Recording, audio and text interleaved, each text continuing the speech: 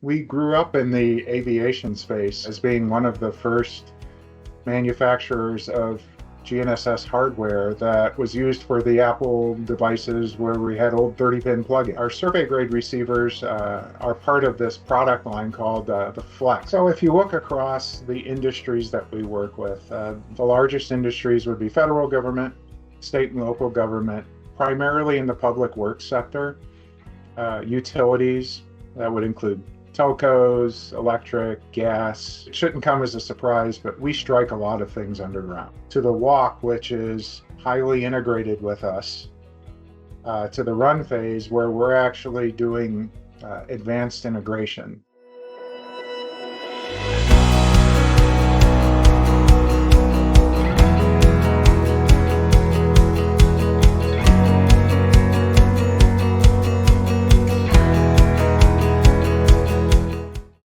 Hello and welcome to WGIC, the World Geospatial Industry Council. Our guest today is Larry Fox, Vice President Bad Elf. Larry, thank you so much for joining this conversation. Thank you for having me. My pleasure. Bad Elf has been in business for about 15 years and offers a line of high-performance GNSS receivers and accessories, which are adopted in several industries, right? Can you tell us more about Bad Elf mapping-grade GNSS receivers and what's latest with them? Absolutely. If you don't mind, I'll start with a little bit of history. We grew up in the aviation space, being one of the first manufacturers of GNSS hardware that was used for the Apple devices where we had old 30-pin plugins. When I came on to Bad Elf about 8 or so years ago, we really wanted to move into the geospatial space. It's not to say that we've abandoned in any way aviation. It's just there's a much larger opportunity for that. And it's specifically in some of the earlier products we had that were mapping grade. Since coming on board, we not only produce both mapping grade, but we actually have survey grade receivers as well. We like to do things a little bit differently at Bad Elf, and our survey grade receivers are part of this product line called the Flex product line, F-L-E-X. And our Bad Elf Flex unit comes in two forms, standard and extreme. And those are both survey capable instruments. One is primarily for the geospatial industry and one is for survey. However, because we knew that there was a lot of sensitivity in pricing, especially with this type of equipment, we designed our standard product to use this concept of tokens where users who needed higher accuracy can get higher accuracy on demand for the times that they need it, which really changed the business model of the way GPS receivers are sold. A couple years ago, we introduced our Bad Elf Flex Mini, a mapping grade receiver that borders on survey grade, depending upon its configuration. It also comes in a standard and extreme model. The standard is designed primarily for asset managers who are okay with 1.5 to 2 meters, just high accuracy GPS receivers that they could use with their field data collection products. The extreme version actually will allow users to get down to 10 centimeters. So you think those folks who are measuring areas or need higher accuracy but don't need quite survey grade accuracy, perfect product for that. I want to understand Bad Elf promises democratization of GNSS and economical field data collection, right? So how does, we talked about the Bad Elf Flex series of receivers. How does this product deliver customers a comparative advantage in a total geospatial solution vis-a-vis the other offerings in the market? The way that we like to look at that is we don't want to just simply compete on price. There are a lot of competitive offerings in the marketplace that are simply price products. And that's not how we see ourselves as a company. Our tagline that goes along with all of our products is accurate, affordable, and versatile. And we try to strive by those tenets as we build our products. Now, yes, we are highly competitive from a price point of view. So when we start thinking about democratization, it's both on a price and a functionality kind of point of view. Um, our main tagline has always been engineering magic, so that's kind of goes along with the company motto. Uh, when we see bringing this to more people, when I entered this market years ago, a lot of this technology was inaccessible to most of the people who needed it, and it was essentially siloed with some very high skilled folks. We're finding that governments, utilities, private industry all want to have access to this technology, and we needed to make it more approachable. And so the way that we've designed our hardware, the way that we've designed our app and the support for other vendors has made it such that the products are easier to use, that you don't need the level of training that existed in the past. Uh, it kind of falls under the concept of it just works. So on that note, I also want to understand because one is you work with several industries and is serving with your GNSS products, right? Would you like to share a recent implementation of how Battle products have been used by or benefited the customers? So if you look across the industries that we work with, the largest industries would be federal government, state and local government, primarily in the public works sector, utilities, that would include telcos, electric, gas. We do quite a bit with education. So in higher ed, with actually teaching people geospatial data skills. When you consider how they're being used in the field, it's going to be one of two things: primary field data collection or asset management. So one of our largest sectors being the state and local government world, you find folks throughout all of public works, those who are managing water assets, things like street signs, trees, for example. So when you start thinking about um, urban issues and trying to get rid of all the heat that we have folks managing trees in governments that are using our tools effectively to both monitor the tree growth or decide where tree planting as part of a larger collective process of just managing assets within a city. When you look at the utilities, it tends to come across two things. It's actually managing their assets or compliance needs. Most utilities now have certain compliance needs where they actually have to actively monitor and investigate all the parts of their facility and pipes, cables, et cetera, that are in the field. So that's a big portion of it.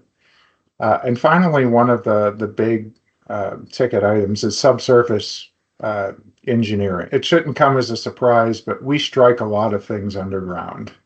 Yes, And the insurance and safety risk that goes along with that is huge. So using a GPS receiver and a GIS or the tools that go along with that to actively locate all those uh, items that are underground, whether they're newly underground or monitored, is a really big safety and insurance issue. thank you so much for that enumeration. I want to understand one aspect. You are working with a number of software, app developers, and hardware vendors to provide seamless support to your users, right? Can you explain how is this achieved?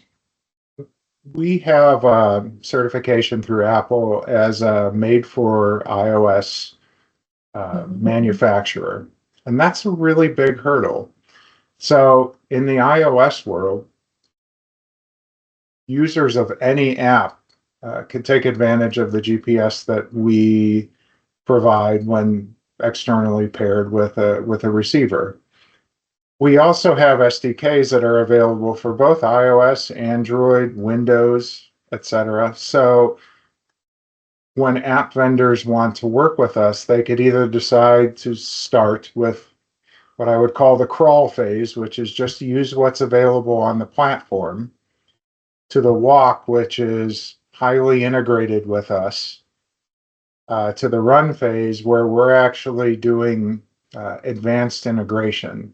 One of the things that we've realized with app vendors and why we really enjoy working with so many is every vertical has a particular need. And we didn't want to get it necessarily into the business of producing vertical apps because what's needed for the utility is far different than what's needed from the agronomist. And these people are specialized. They do things very well in their vertical. And so working with these entities, we just want to provide them the best capability from a high accuracy GPS unit and let them do what they do best in their vertical. Fantastic. On that note, I really like the concept of bring your own device that you try and push forward. Gotten very popular over the last 8 to 10 years. It's extremely popular now. And one of the reasons behind that is not to say that you can't use your phone or tablet to record things. If you're a wildlife biologist, it might be okay to be, within 10 meters. But if you actually really need the reliability, an external GPS is a requirement. Yeah, true. My next question, Larry, is about the training and the turnkey solutions that you are providing to organizations and local governments, right, to implement GIS and to manage their assets. Can you share about these services and what are the some of the implementations you may have done recently? Any example would you want to cite? Yeah, absolutely. We actually established a group inside our company called GET. It's our Geospatial Enablement Group. We were finding over the years as part of bringing this advanced hardware to more users in the field, there was a high degree of training element. How do I collect field data assets? What are the best management practices? How do I integrate this with my GIS? And we actually created a program around that called the Pioneer Package, which provided a training element to users as to how to collect field data and how to integrate with their GIS. Well, as that advanced, we also discovered that more and more entities were looking for something beyond that. Not simply teach me how to collect data, but help me to formulate my GIS so that if I want to collect street signs or water assets, storm drains. And so we started actually working much closer with ESRI, who's big in this industry, with our ArcGIS Online Solutions Group, which has a number of standardized solutions for hundreds of verticals, close to hundreds of verticals. We would start implementing reference designs for those and actually take that out in the field, especially in the state and local government world, and help them to actually implement a full end-to-end solution. So now you're not just doing data collection, you're doing monitoring, you're doing active reporting. So having that complete solution really elevated that type of industry. If you look at what we're doing currently, some of our bigger projects are around the broadband initiatives, and we're working with a number of folks who are doing broadband data collection to make sure that the broadband dollars and infrastructure are actually being deployed and in compliance with the requirements. That's been a big project with a lot of data collection and working with a lot of entities to merge the data to provide the reporting that's necessary to continue to secure those infrastructure dollars. Larry, Battle has been a member of WGIC for over a year now. And you, as you very well know, WGIC is the only global industry body bringing together the private sector geospatial and earth observation businesses, right? How has been your journey and experience with WGIC so far?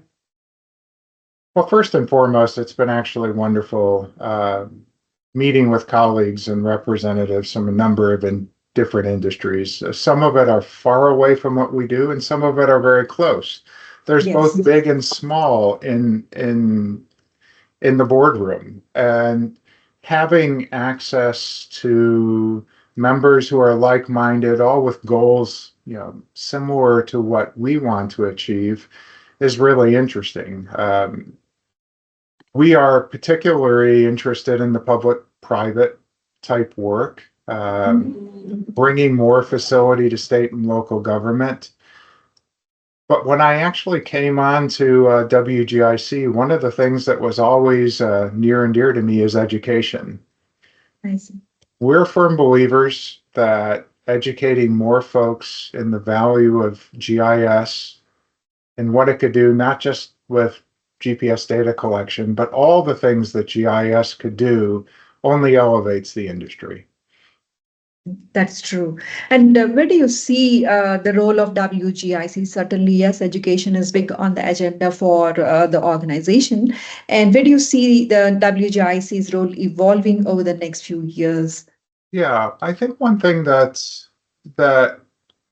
WGIC does really well is the papers that it produces. It kind of opens the mind to here's challenges that are existing now and into the future, and how a number of organizations are solving these challenges. The collective of all the organizations putting forth white papers, case studies, and aggregating that into something that's very readable and understandable, doing the appropriate polling as to what's interesting in the industry.